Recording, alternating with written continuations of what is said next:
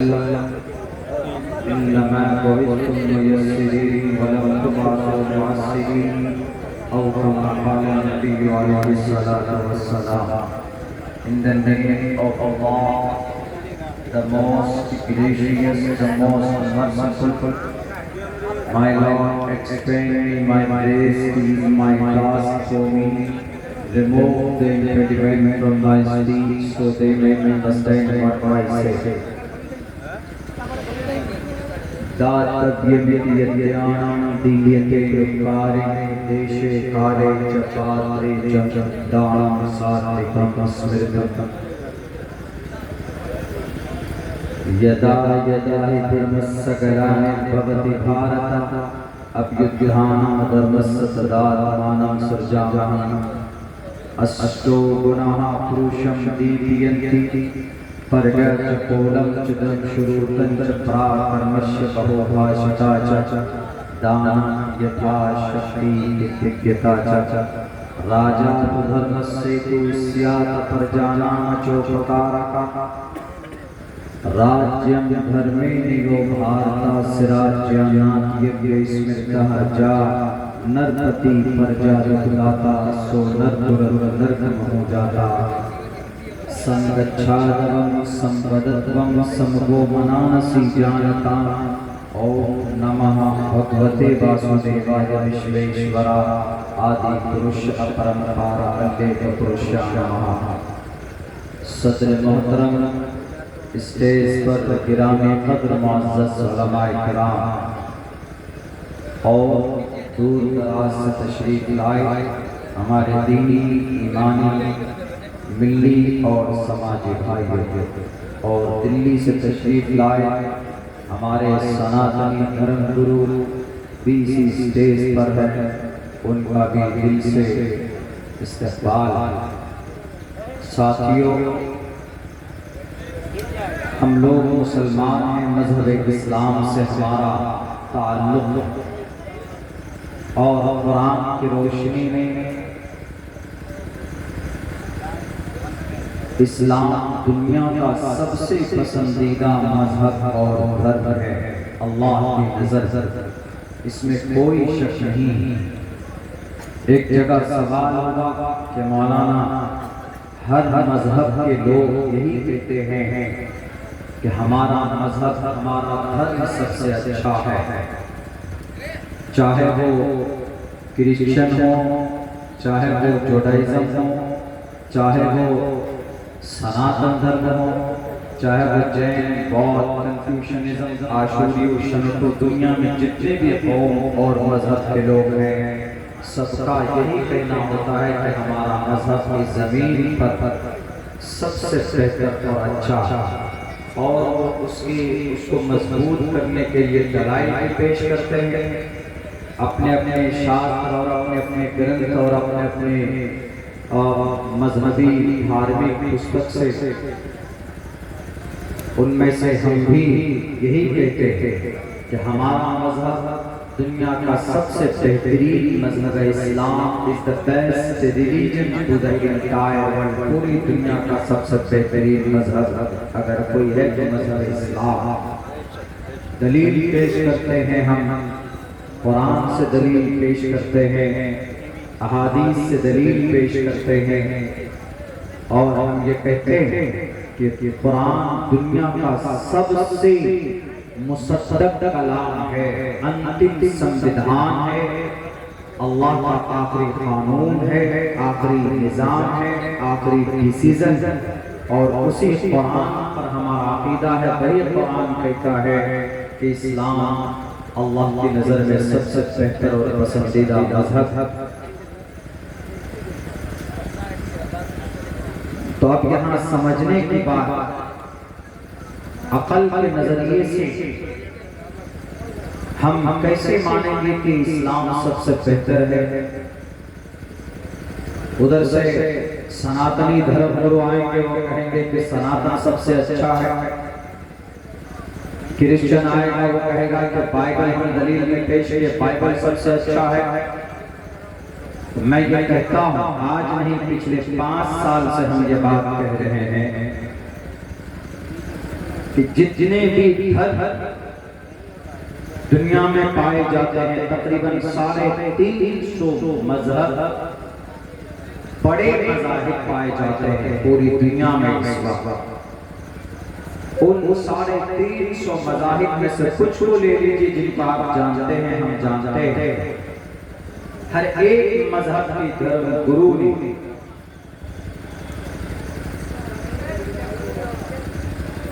Christian से ले लीजिए, ईसाई जिसको बोलते हैं, यहूदी जिसने आज पिछले 1-1.5 साल से पूरी दुनिया को तबाह करने की ठानी हुई है। कहीं पर बम गिरा रहा है तो कहीं RDX को बरसा रहा है और कहीं पर कुछ। इन लोगों के नजर में ये कहते हैं कि हमारा मजहब सबसे बेस्ट है, सबसे अच्छा। दलील भी पेश करते हैं। यहूदी किनको मानते हैं? हजरत मूसा को मानते हैं, वो भी अल्लाह को मानते हैं, लेकिन अल्लाह के साथ अल्लाह का बेटा भी मानते हैं। हजरत उज़ैर अलैहिस्सलाम को वो यहूदी कहते हैं, वक़ालतिल यहूद उज़ैर इब्नुल्लाह, कि उज़ैर हजरत अल्लाह के बेटे। इस वजह से वो लोग मुजरिम बन जाते हैं, मुशरिक बन जाते हैं, डिसबिलीवर हो जाते हैं। ईसाई वो भी अल्लाह को मानते हैं, मगर ईसाई मजहब ईसाइयत में, नसरानियत में भी कुछ गड़बड़ी है। 3 फिरके हैं जो खुदा को 3 हिस्सों में बांटते हैं। ईसा को, रूह को, हजरत मरियम को, मैरी जिनको बोलते हैं, जीसस को, ये लोग अलग अलग कर देते हैं। कई थोड़े ऑर्थोडॉक्स सुल्तानिया फिरका वो भी खुदा को मानते हैं, लेकिन उनके अंदर तस्लीस के वो लोग कायल है, जिसकी वजह से कुरान के कॉन्सेप्ट के खिलाफ हो जाता है। वो भी रिजेक्टेबल, नॉट एक्सेप्टेबल। वो कहते जरूर है हमारा मजहब सबसे बेस्ट है, वो अल्लाह को मानते, लेकिन बाइबल में कहीं नहीं लिखा है कि ईसाईयत दुनिया का सबसे बेस्ट मजहब है। यहूदी अपने धर्म अहदे कदीम को मानते हैं, तौरात को मानते हैं, तो तौरात में कहीं नहीं लिखा है कि इस्लाम उनका यहूदी Judaism is the best religion to the entire world. पूरी दुनिया में कहीं पर भी जुडाइज्म से बेहतर कोई और धर्म नहीं है। ये तौरात में कहीं नहीं लिखा, इंजील में नहीं लिखा, हजरत ईसा का जो इंजील उतारी गई उस पे नहीं लिखा है, तौरात में भी नहीं लिखा है। नीचे आ जाइए हमारे ऋग्वेद, यजुर्वेद, सामवेद, अथर्ववेद में कहीं पर भी नहीं लिखा है, जहां तक मैं पढ़ा हूं, कि Sanatan is the best religion to the entire world. इन चारों ऑथेंटिक शास्त्र में ऋग्वेद, यजुर्वेद, सामवेद, अथर्ववेद, उनमें से ऋग्वेद सबसे ऊपर है। जैसे हमारा मुसलमानों का अकीदा कुरान के ताल्लुक से है, ऐसे हमारे सनातनी भाइयों का अकीदा उनका अकीदा अपने ईश्वरीय ग्रंथ के ताल्लुक से ऋग्वेद के बारे में। ऋग्वेद सबसे ऑथेंटिक और सबसे मजबूत उनके यहाँ ईशवाणी है, जो तकरीबन 4 या 5 हजार साल पहले किताबी शक्ल में वजूद में आई है। उससे पहले ऋग्वेद मुसलसल का मुसव्वदा नहीं था, किताबी शक्ल में सीना पसीना चला आ रहा था। धर्म गुरु लोग, ऋषि मुनि लोग अवतार अपने शागिर्दों को बताते थे, वो बताते थे, ऐसे चला आ रहा था। लेकिन उसमें नहीं लिखा है ऋग्वेद में कि सनातन, पहले बात तो ढूंढना मुश्किल हो जाएगा कि हिंदू धर्म जो हमारे भारत के अंदर हमारे बहुत सारे हिंदू भाई हैं, वो कहते हैं कि हमारा धर्म हिंदू है। हिंदू कोई धर्म नहीं। अगर अब्दुल्ला झूठ बोलता है तो दिल्ली से आए कि हमारे गुरु जी हैं, ये मेरे भी गुरु हैं, इनसे पूछ लीजिए कि हिंदू कोई धर्म ऋग्वेद में नहीं, यजुर्वेद में नहीं, सामवेद में नहीं, अथर्ववेद में नहीं, यहाँ तक उपनिषद में नहीं, यहाँ तक पुराणों में नहीं, न भविष्य पुराण में, न कल के पुराण में, न मत्स्य पुराण में, न भागवत पुराण में, कहीं पर भी नहीं है कि हिंदू कोई धर्म है। सनातन का लफ्ज इस्तेमाल होता है, लेकिन सनातन का एक्सेप्ट करके अगर आप उर्दू में लिखिएगा, सनातन के 3 वर्ड मिलते हैं। सनातन का मतलब शाश्वत और स्वभावनीय, शाश्वत आता है, और शाश्वत का मतलब आसमान जमीन पर आना, और स्वभावनीयत का मतलब होता है हमेशा से चला आने वाला मजहब। लेकिन हिंदू धर्म नहीं मिलेगा। बड़े बड़े रिसर्चर, बड़े बड़े राइटर जिन्होंने अपने ग्रंथों में लिखा है, हिस्ट्री की किताब में लिखी उन्होंने ये बात, और 30 तारीखें की गई है हिंदू धर्म की, लेकिन कोई एक्सेप्ट नहीं है। हिंदू धर्म I want to convert my religion into the Hinduism. मैं हिंदुइज्म को अपनाना चाहता, मैं हिंदू बनना चाहता हूँ, अल्लाह साल में हिंदू बनना चाहता। कौन सा प्रोसेस है, कौन सा मूल मंत्र है? अगर मूल मंत्र उनको पढ़ाया जाएगा तो वही ब्रह्म सूत्र पढ़ाया जाएगा जिसमें लिखा हुआ है एकम ब्रह्म द्वितीयो नास्ति नेहा नास्ति किंचित् एकम परम अद्वितीयम्।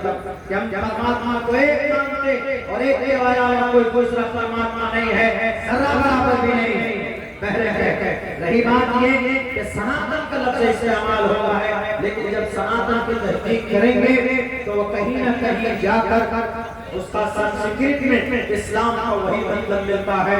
तो हम वही पहुंच जाते हैं कि हिंदू और मुसलमान किसी न किसी जमाने में भाई भाई थे। इनका नबी, इनके रसूल, इनका पैगंबर महाजन कलमान वाले मनु थे जिन्हें हम नूह कहते हैं। रास्ता भटक गए, बताने वाला नहीं मिला।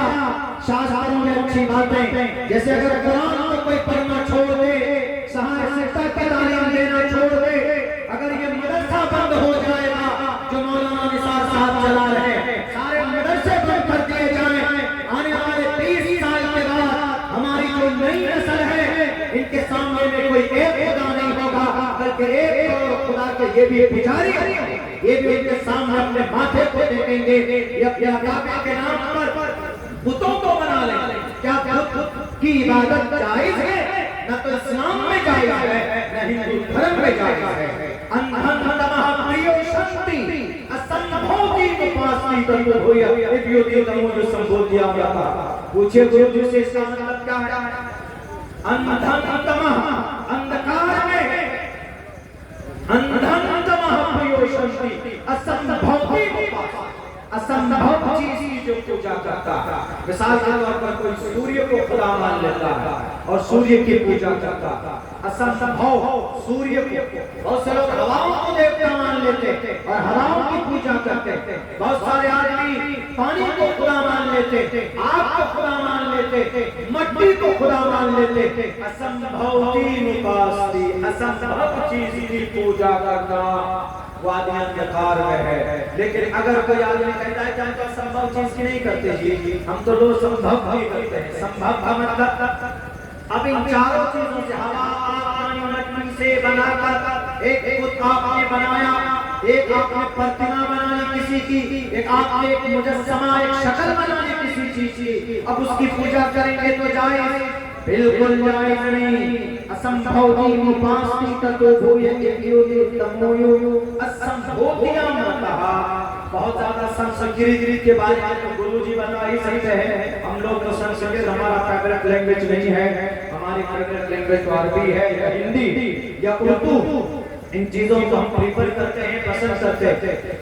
असंभोतिया मतः, यहाँ का कोई आदमी हवा, पानी, आग, मट्टी, आप देखेंगे जब कोई मूर्ति बनाई जाती है, मिसाल के तौर पर दुर्गे माता की कोई मूर्ति बनाता है तो उसके अंदर पहले कुछ लकड़ियां डालते हैं, ऊपर से मट्टी डालते हैं। मट्टी डालने के बाद उसकी शक्ल बनाई जाती है, उसको फिर कुछ दिनों तक आग में डाल, उसमें हवा में डाल देते, सूखने के लिए धूप भी पड़ती, धूप से उसकी वो जब मजबूत हो जाती है, उसके बाद कहीं कहीं आपने देखा होगा तो उसमें आग भी देते हैं, या आग के जरिए धूप को आप मान लीजिए उसको सेकते हैं, उसको मजबूत बनाते हैं, तब जाकर उसको कहीं पर ले जाकर उसकी प्राण प्रतिष्ठा करते हैं, तब जाकर उसको कहीं पर रखते हैं, उनके सामने पूजा करते हैं, उनके सामने में मन्नतें मांगते हैं।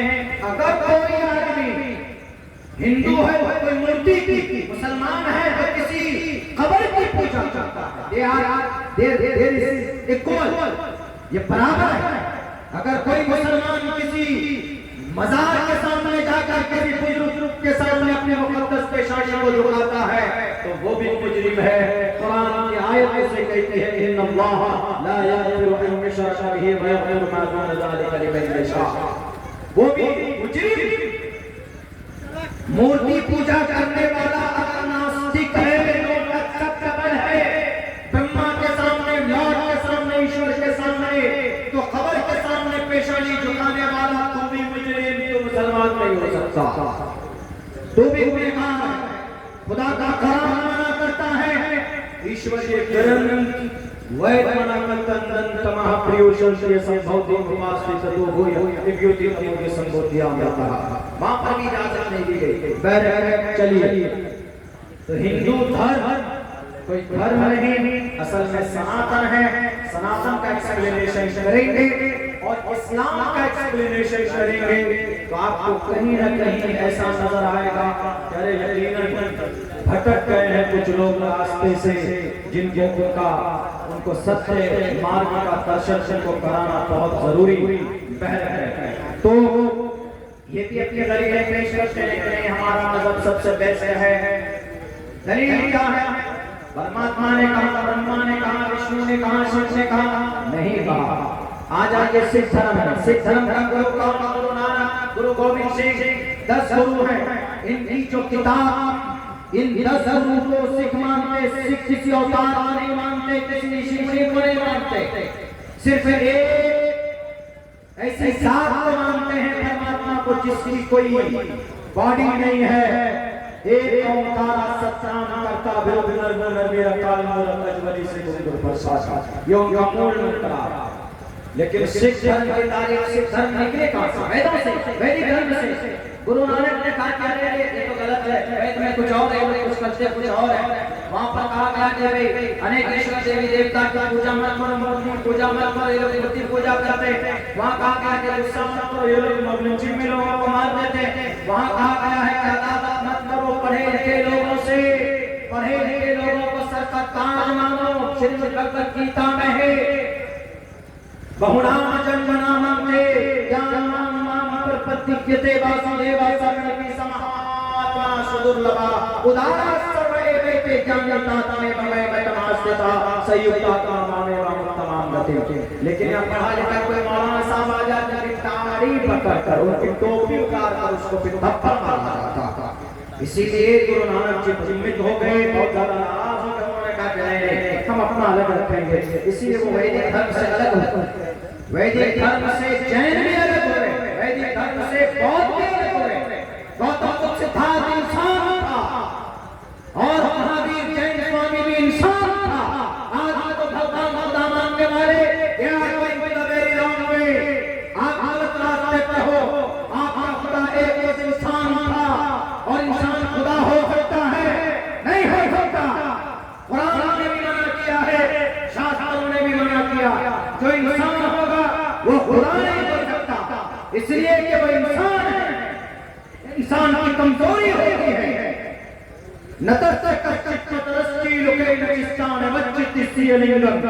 अभी कई 100 मंत्र श्लोक पढ़े जा सकते हैं, कुरान करीम की कई आयतें पढ़ी जा सकती है कि जो इंसान होगा वो खुदा नहीं हो सकता है। मैं शॉर्टकट करना चाहता हूँ, रात 2:30 बजे मेरा टाइम दिया गया है, क्योंकि तरतीब ऐसी बनी है। आप क्या कर सकते हैं मेरे भाइयों? तो सब लोगों ने कहा कि हमारा मजहब बढ़िया है। उनके गुरुओं ने कहा या उनके महाराजों ने कहा या उनके ऋषि मुनि ने कहा या उनके धार्मिक लोगों ने कहा, लेकिन इस्लाम इस द बेस्ट रिलीजन कैसे है? अब्दुल्ला सालिम ने नहीं कहा, मोहम्मद रसूलुल्लाह ने नहीं कहा, तमाम अंबिया रसूल ने नहीं कहा। इस्लाम सबसे बेस्ट इसीलिए हम मानते हैं क्योंकि इस्लाम की दलील, बेस्ट होने की, अच्छा होने की दलील अल्लाह तबारक व तआला ने कहा ला इलाहा इल्लल्लाह इस्लाम।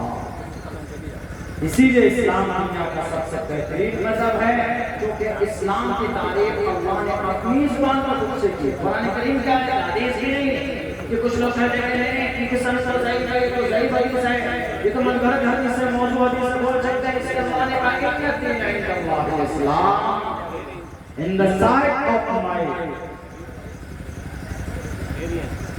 My self Islam is the best religion today. इस्लाम सबसे बेहतरीन मजहब है, ये अल्लाह तबारक व तआला की तरफ से। और गुरुजी भी यहाँ बैठे हैं जो मुसलमान हैं। आज जो लोग तुले हुए हैं कह रहे हैं नहीं तुम पहले भारतीय बन जाओ, तुम पहले हिंदुस्तानी बन जाओ, अपने आप को मुसलमान क्यों कहते हो? मुसलमान जिनका नाम, उनका नाम जो मुसलमान है, ये नाम अल्लाह ने रखा, किसी नबी ने नहीं रखा, अल्लाह ने खुद से रखा कि तुम्हारा नाम क्या होगा। मजहब इस्लाम तो अच्छा है चलो, लेकिन जो इस्लाम पर चलेंगे, इस्लाम पर चलने वालों का नाम मुसलमान हुआ, वो हुआ सम्माकुल मुस्लिमीन, ये सब मुसलमान। अब मुसलमान कौन, सच्चे पर के मुसलमान कौन लेंगे? कामिल मोमिन कौन लेगा? पुख्ता मोमिन कौन होगा? मोमिन कामिल कौन होगा? सच्चा मोमिन कौन होगा? सच्चा मुसलमान कौन होगा? ये अल्लाह के नबी अलैहिस्सलातु वस्सलाम ने अपने हदीस में बताया कि सच्चा मुसलमान कौन है। और अल्लाह ने कुरान में कहा भी है, वला तहिनु वला तहज़नु व अंतुम अ'लाम, तुम इस शर्त रहोगे, लेकिन शर्त ये है कि तुम्हें मोमिन बनकर रहना होगा, मोमिन बनकर रहना होगा। मोमिन यानी अल्लाह तबारक व तआला के जितने भी इरशादात, अल्लाह जाने के जो तरीक़े हैं, जो अक़वाल हैं नबी और रसूल को, उनके लाई शरीयत को मानकर और उनको अमल करना अपनी जिंदगी के अंदर में, वही सच्चा मोमिन हो सकता, कामिल मोमिन हो सकता, मोमिन बनकर वही रह सकता। नमाज छोड़ने वाला गुनहगार है, नमाज छोड़ने वाला आप कहें कि मौलाना की सरसरत नहीं हो नहीं सकता। पूरी दुनिया आपको मिटाना चाहते हैं, पूरी दुनिया के लोग एक प्लेटफॉर्म पर है। ये जालिम बेवकूफ दुनिया का अंधा भागरा और बूढ़ा सुपर पावर अपने आप को कहता है अमेरिका, वो तो सबसे बड़ा बेवकूफ। गाजा पट्टी में मार दिए गए 85,000 लोगों का खून नजर नहीं आया, और अभी तुम्हारे 100 बच्चे मरे तो तुम देख रहे हो हमारे हॉस्पिटल को ध्वस्त कर दिया। गाजा पट्टी में एक हॉस्पिटल बाकी नहीं है, गाजा पट्टी के एक बिल्डिंग बाकी नहीं है। जब तुमने 7,65,000 पानी की तरफ बरसाया तो वहां इंसान नहीं बचते, लेकिन जो कलमा पढ़ने वाले नहीं है, उन लोगों को कलमा पढ़ने वाले से क्यों दिक्कत है? क्या परेशानी? दुनिया में सबसे अव्वल परस्त कोई कौम है तो मुसलमान है। अल्लाह के नबी को 13 साल तक तकलीफ दी गई कि नहीं दी गई? कोई इंसान बताए कि 3 साल तक उसको बंद कर दिया गया और तब भी उन्होंने तलवार नहीं उठाई। कोई बता सकता है उनके नजरों के सामने उनके दोस्तों के जिस्म के टुकड़े 80 साल पूरी औरत के जिस्म को फाड़ दिया गया, तब भी तलवार नहीं उठाई। उनके गर्दन के ऊपर में ओझली डाली गई, तब भी इंतकाम नहीं लिया। उनके सहाबा को घसीटे गए, आंखें निकाल दी गई, तब भी उन्होंने आवाज बुलंद नहीं की, इंतकाम की आवाज बुलंद नहीं की। जब ताकत आई 10 साल के बाद, ऐसी ताकत कि 10 लाख के तरफ पर 10,000 313 थे।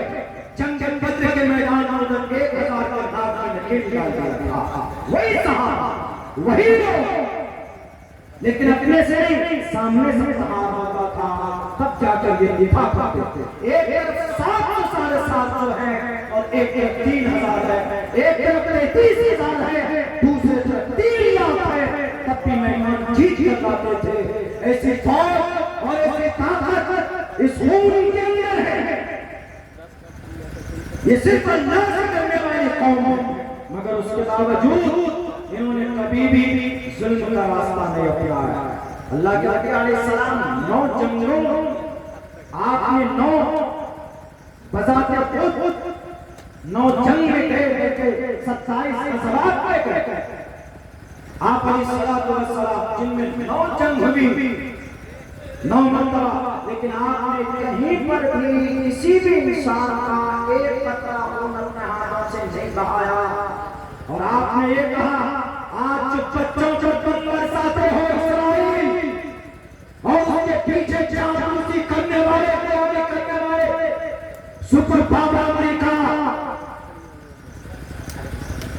जनाब मोहम्मद रसूलुल्लाह वो थे जब मक्का पैदा करने चले हैं, तो आपने कहा इंतकाम की बात मत करना, हम सब माफ कर देंगे। आज इज़हबू अंतुम तुलका ला तस्रीब अलैकुम, जाओ, सबको माफ करता।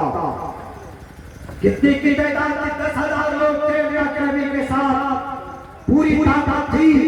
और ऐसे सहाबा जिनकी बाजुओं में इतनी ताकत थी कि हजरत अली और अल्लाह के नबी को रुकाना के यहाँ कमर पर एक हाथ से उठाकर, जिसको अगर 40 आदमी ऊंट की खाल में जब बैठता था तो ऊंट की खाल को पकड़ कर उठाते थे, ऊंट की खाल फट जाती थी। उस रुकाना को अल्लाह के नबी ने एक हाथ से उठाकर नीचे रखा था।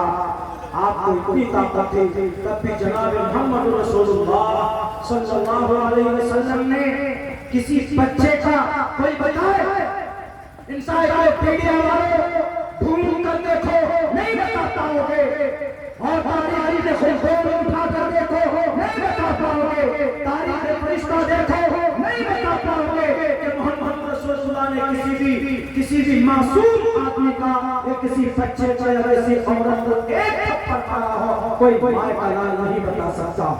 अल्लाह के नबी अलैहिस्सलाम ने कहा कि जाओ सब समाप्त करता हूँ, जाओ जिसने मेरे पर जुल्म किया मैं सब समाप्त करता हूँ। इसलिए आप अलैहिस्सलाम की सिफत को कुरान के अंदर कहा गया, अस्तु गुना पुरुषं शरीरं परगा चकोलं चनं शुरुतं चत्रा कर्मश्च बहु भाषिता च दानं यथा शक्ति तित्यता च। ताकत होने के बावजूद उन्होंने अपनी जान दुश्मन को माफ किया। आप अलैहिस्सलाम के चचा सैयद शुहदा हमजा जिस्म से टुकड़े में सीना फाड़ कर कड़ियां निकाली गई, आपके उंगलियों के फोड़ने काटे गए, नाक काटी गई, आपके कान काट दिए गए, कलेजे को निकाला गया, आपके दिल को निकाला गया, गले को आग बनाया गया। उसके बावजूद ऐसा करने वाला कौन? वहशी दरिंदा उस वक्त था। लेकिन जब ईमान लेकर आए तो आप अलैहिस्सलाम ने इस जानी दुश्मन को, आप अलैहिस्सलाम सबसे ज्यादा चहीते, आप सबसे ज्यादा प्यार करते थे सैयद शुहदा हमजा से, जो क्या हजरत हमजा का उनकी शक्ल और आपके अब्बा अब्दुल्ला की शक्ल सेम थी। हजरत हमजा ने एक मौके पर कहा था अल्लाह के नबी से, ऐ मोहम्मद तुम्हें तुम्हारे अब्बा की शक्ल तुम्हें याद आए तो मुझे याद कर लेना, क्योंकि उनकी शक्ल मेरी शक्ल एक जैसे अल्लाह ने बनाई है। और सुनो भतीजे, जहां तुम्हारा पसीना रहेगा वहां हमजा अपना खून बहा देगा। जंगे बद्र के मौके पर, जंगे उहद के मौके पर, बद्र में उहद में हजरत हमजा रज़ी अल्लाह ताला बहुत दर्दनाक अंदाज में शहीद किए गए। यानी इस तरह कि उनकी शक्ल नहीं पहचानी जा रही थी। आप अलैहिस्सलाम के सामने लाशें लाई गई, उनकी लाश लाई गई तो आपने इनका पहचानने से इनकार कर दिया कि मेरे चचा नहीं है, जाओ लेकर इनको। तब जाकर उनकी बहन ने पांव की उंगलियों के फोड़ों से पहचाना कि हमजा ये हमजा है। तब आपकी चीख निकल गई मोहम्मद रसूलुल्लाह की, आप गुस्से में आए, आपने कहा जालिमों, एक के बदले मोहम्मद इब्न अब्दुल्लाह 70 का लगता है, एक के बदले 70 का मारेगा। लेकिन फौरन आवाज आई कि मोहम्मद आगे के बदले 70 को नहीं मार सकते, एक के बदले इस्लाम में एक ही मार सकते हैं। इसी को किसास बोलते हैं। किसास ये वहां के लिए है जहां शरीयत इस्लाम नाफिज है, भारत में नहीं है। किसास किसी को बोलते हैं जिस अंदाज में उसने मर्डर किया है, जिस अंदाज में उसने कत्ल किया, उसी अंदाज में आप मार सकते हो। अगर आप माफ करते हो तो इसका मकाम मर्तबा ज्यादा। तो आवाज आई अल्लाह की तरफ से, वैना क़ब्लुल बाक़िबु बिमिस्लि मा उक़िबतुम बिही। है मोहम्मद, आप एक के बदले 70 को नहीं मार सकते, एक के बदले एक ही को मार सकते हैं। आप 2 भी नहीं मार सकते, 3 भी नहीं मार सकते। लेकिन आप घबराइए नहीं, मैं जानता हूँ मोहम्मद रसूलुल्लाह आपका दिल बहुत टूटा है, आपका चहीता, आपके चहीते चचा को शहीद किया गया है। लेकिन आज क़यामत तक जितने भी शहीद होंगे हजरत आदम अलैहिस्सलाम से लेकर अब तक और अभी से लेकर क़यामत तक, उन तमाम शहीदों में सबका सरदार अगर कोई होगा, वो देखो मैंने अर्श पे लिख दिया है सैयद शुहदा हमजा, तमाम शहीदों का सरदार हमजा रज़ी अल्लाह ताला अन्हु आपके चचा। तब आप अलैहिस्सलाम थोड़े मुस्कुराए, थोड़े खुश हो गए। लेकिन फिर भी दिल गुर्दे की बात होती है, चचा के कातिल को मारना, ये माफ करना दिल गुर्दे की बात होती। आया तौबा करने के लिए, माफी मांगने के लिए और इस्लाम कबूल किया। लोग कहते हैं कि जबरन इस्लाम कबूल कराया जाता है, बिल्कुल नहीं, एक इंच नहीं। कोई बता दे कि किसी की गर्दन पर रखकर कलमा पढ़ाया गया। लोग मुस्लिम पेरेंट पर इल्जाम लगाते हैं 8 साल तक, बल्कि 650 साल को लगाता, 350 साल को लगाता, 800 साल तक भारत के अंदर मुस्लिम पेरेंट की हुकूमत रही। उसमें कुछ अच्छे भी आए, कुछ बुरे भी आए। अगर वो इस्लाम का प्रचार करते तो 850 साल में पूरे भारत के अंदर एक भी घर में बनता ऐसा जिसके अंदर कलमा पढ़ने वाला ना हो। लेकिन पूरी दुनिया जानती कि क्या है जो कहते हैं कि मुस्लिम पेरेंट ने भारत के अंदर इस्लाम को नाफिज किया और इस्लाम का प्रचार किया। कोई भी बादशाह होता है अपनी गद्दी बच्ची के लिए राजनीति करता, मजहब के लिए नहीं करता, धर्म के लिए नहीं करता। आज देख लीजिए कितने नेता जो धर्म का नाम लेकर धर्म को बेचते हैं, श्री रामचंद्र जी का नाम लेकर धर्म को बेचते हैं, कलमे का नाम लेकर मजहब इस्लाम को बेचते हैं। क्या शास्त्रों में ये लिखा कि नो लिंचिंग करो? शास्त्रों में लिखा है अहिंसा सत्यम करो, शांति रपैश्वरम दया भुवेश्वर दुर्गम चापा। अरे गुस्सा करने की परमिशन नहीं है इस मंत्र में, गुस्सा करने की परमिशन नहीं है। यहाँ तो दंगा करा दिया जाता है जनाब, भर कर लेकर जाते हैं, लोगों को पहुंचाते हो दाल और चिकन मटन खिलाया जाता है, तब जाकर घरों को आग लगा दिया जाता। क्या ये धार्मिक काम सनातन धर्म की कौन सी किताब में सिर्फ राक्षस को मारने की परमिशन है? राक्षस को रुद्रो करीबा शरय के पिशाच अब ब्रह्मा विशो शहीदम तूर्यम सदा सत्य में राक्षस कहता है तो गर्दन डालो और मारा गया। कौन राक्षस से कृष्ण जी को खड़ा किया गया, पांडवों के जरिए से उनका वध किया गया। रावण राक्षस था, राम को खड़ा किया गया। अंधकार राक्षस था, काली माता को खड़ा किया गया। दुर्गम राक्षस था, दुर्गा को खड़ा किया गया। राक्षस को मारने की परमिशन है, टोपी दाढ़ी वाले को मारने की परमिशन नहीं है। धर्म के अंदर इसकी इजाजत नहीं है। धर्म को बेचने वाले हैं, बेचते हैं, सबने बेचा है। चाहे मुस्लिम इंपेरियर हो, मुगल सल्तनत का कोई बादशाह हो या हिंदू धर्म का कोई राजा हो, इसीलिए कहा गया कि राजा तो धर्म से तो इस राजा पर जाना मचो चौका रखा है। राजा तो ऐसा कानून बना जिससे लोगों को तकलीफ नहीं होनी चाहिए। और हकीकी राजा वही होता है जो आवाम के फायदे के लिए कानून बनाता था। राज्यम धर्मेणयो भारत राज्यमाख्यके स्मृता, ऐसा कानून बनाता हकीकी राजा वही होता। जनाब मोहम्मद रसूलुल्लाह ने ऐसा किया। आज जंगें हो रही, लोग अमन के नाम पर अमेरिका कम बरसाता कहता है, क्या हमारा मतलब है कम बरसाने का पीस। एक बारूद गिराओ और ऊपर से बोलो माइक में आकर बेवकूफ जाहिल आदमी कि हमारा मकसद है पीस। पीस का मतलब अमन और शांति। एक तरफ मर्डर करो और मर्डर के बाद आकर हाथ धोकर खून से ये बोलो कि हमारा मतलब है पीस, अमन और शांति। दुनिया को बेवकूफ बनाते। अल्लाह के नबी अलैहिस्सलाम चाहते थे पीस, अमन और शांति। आए लेकर मक्का में आप अलैहिस्सलाम ने कहा कि मैं माफ करता हूँ, इसको पीस बोलते हैं, इसको अमन और शांति बोलते हैं। आज तो बच्चों को मार दिया जाता है जनाब। इस्लाम को लोग बदनाम करते हैं, हालांकि इस्लाम में जो जंग के जो क़वानीन हैं वो दुनिया में शायद किसी मजहब के पास ना हो। अल्लाह के नबी अलैहिस्सलाम ने कहा भी एक मौके पर कि अगर जंग की नौबत आ जाए, पहली बात जंग की इच्छा से आप अलैहिस्सलाम ने मना किया कि जंग की ख्वाहिश मत करो, बहुत खराब चीज। लास्ट फेज में अंतिम पायदान में जब नहीं मामला हो रहा है, हमारे सर पर आ गया है, राक्षस आ चुका है हमारे सर पर, अब तुमको सर उठाना होगा, हाथ को हिलाना होगा, तब करो, हाँ तब फिर करो, पहले बात तो जंग की इच्छा मत करो। अल्लाह के नबी ने कहा उसकी तमन्ना मत करो, खराब है। लेकिन अगर आ जाए कोई राक्षस आ जाए तो उसके बाद फिर सामने उसका मुकाबला करो, लेकिन सुनो उसी से जंग करना जिसके हाथ में तलवार हो, यानी जो लड़ने वाला है। अगर सामने में कोई औरत आ जाए, कोई उसको छूना तक भी नहीं। कोई बच्चा आ जाए उसको टच भी मत करना। कोई बूढ़ा आ जाए तो उसको भी जुल्म का शिकार मत बनाना। अगर कहीं पर कोई खेत खलियान आ जाए, ये मोहम्मद रसूलुल्लाह के आदेश है, जंग कवानीन है, इस पर अमल होता नहीं होता हम बसा दिया जाता। एक स्कूल में हम बसाया गया, 1300 बच्चे बैक वक्त शहीद हुए गजा पट्टी। आज वहाँ के बच्चे भूख से बिलख रहे, वहाँ खाने के लिए कोई चीज नहीं। पूरी दुनिया के अंदर सबसे बड़ा नरसंहार कहीं हुआ है जिसको जेनोसाइड कहते हैं, वो सब जमीन गजा पट्टी में। और आज ईरान भारी कर रहा है इसराइल, तब भी अपने अमेरिका को याद करते हो क्या जातबाजी बचाओ।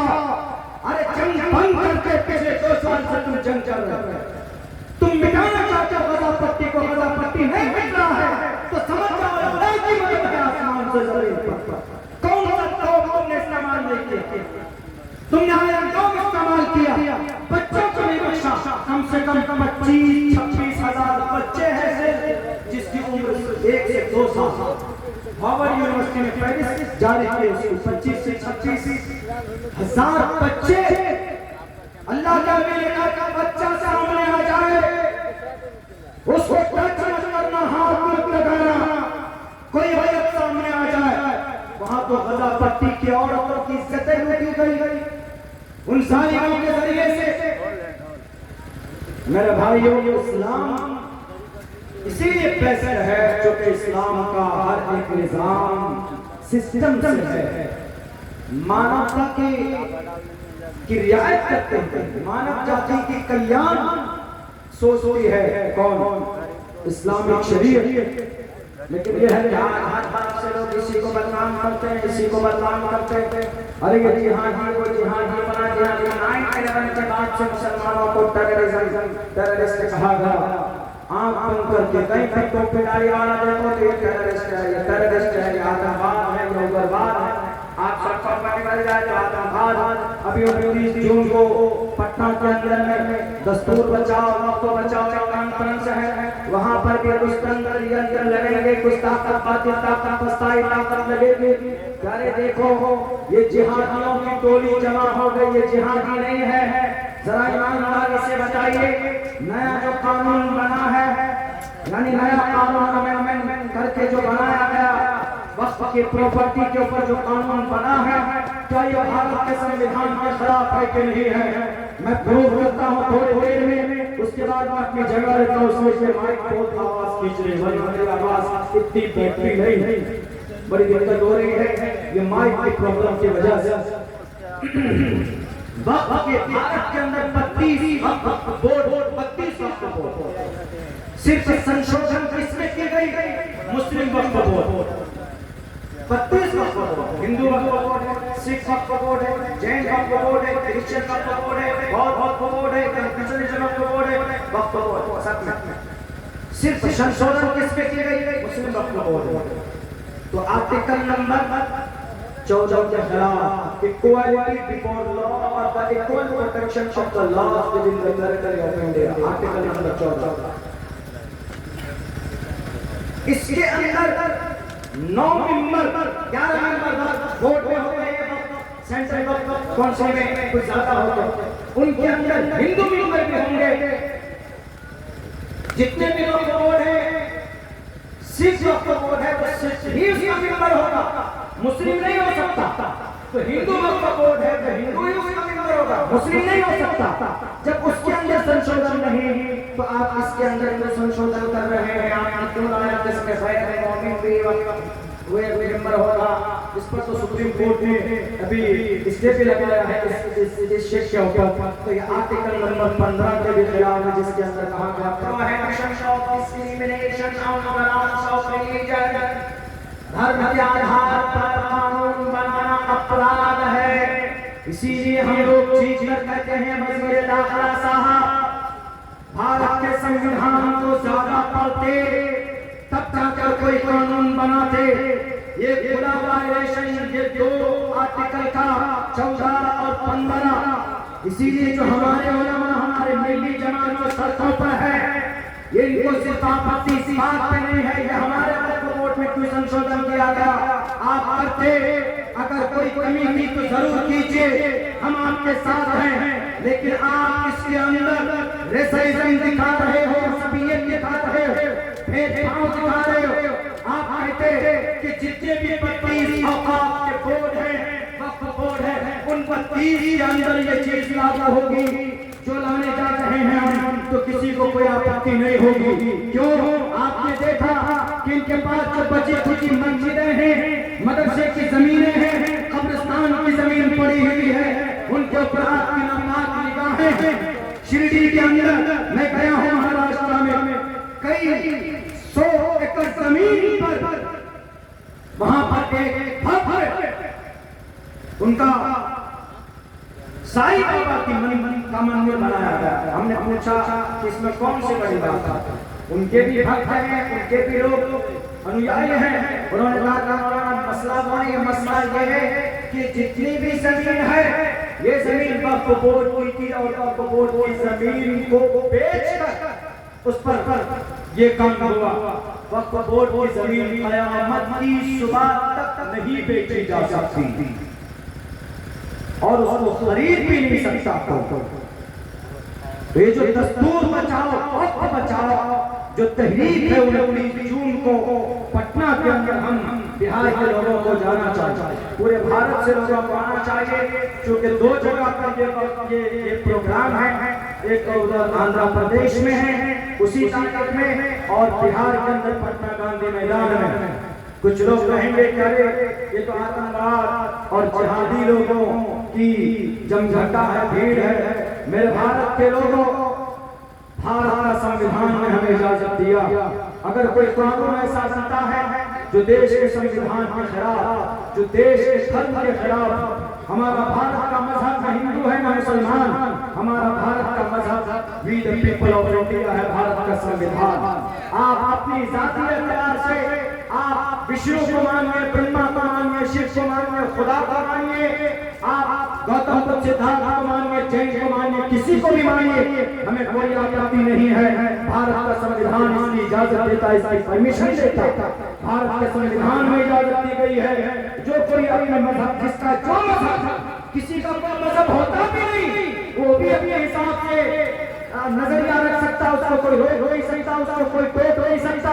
लेकिन कुछ लोग बैठे हैं गद्दी पर, नहीं मालूम क्या खाकर बैठे हैं, जो क्या साबित करना चाहते हैं कि टोपी उठाने वाले आतंकवादी होते हैं, जिहादी होते हैं, जल्लाद होते हैं। और ये मौलाना लोग को मैसेज देते हैं, और फिर मौलाना लोग को मैसेज इसलिए देते हैं क्योंकि इनको अपनी दुकान चलानी है। दुनिया में मीडिया वालों, दुनिया वालों सुन लो, अब्दुल्ला सालिम एक तालिब इल्म है, मैंने जो पढ़ा है वो यही पढ़ा है। हमारे नबी साहब को भी अपने मन की तरफ से कोई बात करने की परमिशन नहीं थी। वमा यल्क़ु अनिल हवा इन हुवा इल्ला वह्युन यूहा। अब्दुल्ला सालिम ने हमारे आलिम की खेत में बोली तो कुछ कह नहीं सकते, बल्कि वो वही बात बताते हैं जो शास्त्र में लिखा, और शास्त्र हमारा कुरान है, और हमारे कुरान में लिखा है कि अल्लाह के रास्ते में खर्च करो, अल्लाह के रास्ते में दो। हम देते हैं, हमारे पूर्वज ने दिया है, हमारे पूर्वज ने जमीनें दान की है, हमारे पूर्वज ने बड़े बड़े बिल्डिंगें दान की है, उसी को दान और उसी को वक्फ बोलते हैं। और इत्तिफाक से श्रीमद् भगवत गीता में भी है दान, दाता के विद्याम दीयते नुकारिने देशे काले चपाते। गुरुजी ने पूछ लीजिए कि गुरुजी इस मंत्र का मतलब क्या? श्रीमद् भगवत गीता अध्याय 17 मंत्र नंबर 20। अब्दुल्ला झूठ बोलता है तो गुरुजी के पास शायद गीता पे हो, उनसे कहिए अभी पढ़कर बताएंगे कि इसके अंदर में लिखा है कि नहीं लिखा। दादा की बेटी अभियान, अगर कोई जरूरतमंद है उसकी जरूरत पूरी करना दान, अगर समाज में कोई गरीब बच्चे हैं उसकी शादी कराना दान, अगर समाज में कोई गरीब बच्चे हैं तो उसके सर पर छत देना, या कोई यतीम मिस्कीन बच्चा है उसके सर पर दस्ते छत रखना, ये दान। और दान का बहुत बड़ा महत्व हुआ करता। इसी दान को कुरान ने कहा, इसी दान को शरीयत ने कहा, अल्लाह के रास्ते में वक्फ कर देना। हमारा कोई भी मसला, हमारा कोई भी काम कुरान और शरीयत के बगैर नहीं होता। अगर होता है तो हमारे उलमा सबसे पहले फतवा देते हैं कि दिस इज इल्लीगल, ये शिर्क है, ये बिदअत है, उसको चलने नहीं देते। उलमा अपनी तरफ से कुछ नहीं कहते, बल्कि मज़हब इस्लाम की ये खासियत है। आज जो मज़हब इस्लाम का हर पैगाम सही सालिम दुरुस्त अभी तक है, उसकी वजह यह है कि हमारे उलमा जिंदा है, अल्हम्दुलिल्लाह। हमारे उलमा पढ़ते हैं एक मसले को लोगों के सामने पेश करते हैं, जो दुनिया के किसी भी धर्म के अंदर ये चीज नहीं पाई जाती। उनके धर्म के लोग को बदल देते थे। ईसाई धर्म में, यहूदी धर्म में यही हुआ, कोई मसला ऐसा सामने आ गया कि जो तौरात में नहीं, बाइबल में नहीं, तो क्या करते थे वो लोग? तौरात बाइबल में नहीं, अपनी तरफ से उस मसले का हल निकाल कर तौरात बाइबल में ऐड कर देते थे। उसमें इसी वजह से इतनी बड़ी तब्दीली आई, खिलाफत पैदा हुआ। वरना यहूदी कौन? हजरत मूसा को मानने वाले, हजरत मूसा पर हमारा भी यकीन नमाज था। ईसाई कौन? हजरत ईसा को मानने वाले, हजरत ईसा को हम लोग भी मानते। सबसे अल्लाह के नबी से पहले वही थे। दीन ईसवी हजरत ईसा अलैहिस्सलाम को हम भी मानते, मरियम अलैहिस्सलाम को हम भी मानते। उनके ऊपर पे पूरी सूरत नाज़िल हुई, सूरह मरियम 16वें पारे के अंदर। मज़हब इस्लाम का कोई भी आदत और कोई भी हुक्म, चाहे जंग से हो, चाहे दान से हो, चाहे इबादत से हो, चाहे मामलात के ताल्लुक से हो, कोई भी हुक्म और कोई भी फरमान कुरान और शरीयत के हुक्म के बगैर, उसके फैसले के बगैर मुसलमान उस पर अमल नहीं करता। अगर कोई करता भी है उस पर अमल, तो फिर उसके खिलाफ अगर अमल करता है तो फिर वो गलत करता है, जिसकी इस्लाह के लिए हमारे उलमा को। अगर पूरी दुनिया के धार्मिक लोग ईमानदारी के साथ आकर अपने मजहब का पैगाम लेकर आते लोगों के बीच में, तो लोग इतने खुराफात में नहीं फटते और खुराफात में नहीं पड़ते।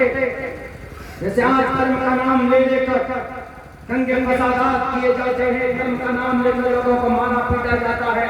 ये गलती इसी वजह से पैदा हुई कि धर्म का सही ध्यान उनको नहीं। पंडित दयानंद सरस्वती जी का एक जुमला है, जो पंडित दयानंद सरस्वती सत्याग्रह प्रकाश किताब में उन्होंने लिखी कि जिसके माँ बाप धार्मिक हो वो बच्चा बड़ा खुशनसीब होता।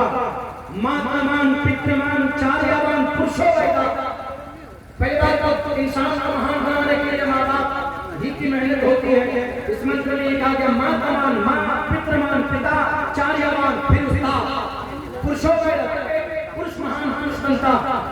धार्मिक की जिसके माँ बाप धार्मिक हो बच्चा खुशनसीब होता है, क्योंकि धर्म का सही नॉलेज उसको अपने माँ की गोद में ही मिल जाती है। बहुत बहुत शुक्रिया। हज़रत वाला तशरीफ ला चुके हैं, मेरी आवाज़ भी इस माइक के अंदर ज़्यादा नहीं निकल पा रही। बात 1 घंटे की हो कि बात 1 दिन की हो, अगर अमल हो अपनी ज़िंदगी में तो इंशाअल्लाह तबारक व तआला 1 मिनट की भी बात काफ़ी होती। अल्लाह से दुआ करता हूँ, अल्लाह कहने सुनने से ज़्यादा हम तमाम मुसलमानों को उस पर अमल की तौफीक अता फरमाए। बहुत बहुत शुक्रिया। जज़ाकल्लाह। अस्सलामु अलैकुम व रहमतुल्लाहि व बरकातहू। हेलो, नारे तकबीर, नारे तकबीर। एक प्लेट में तो बना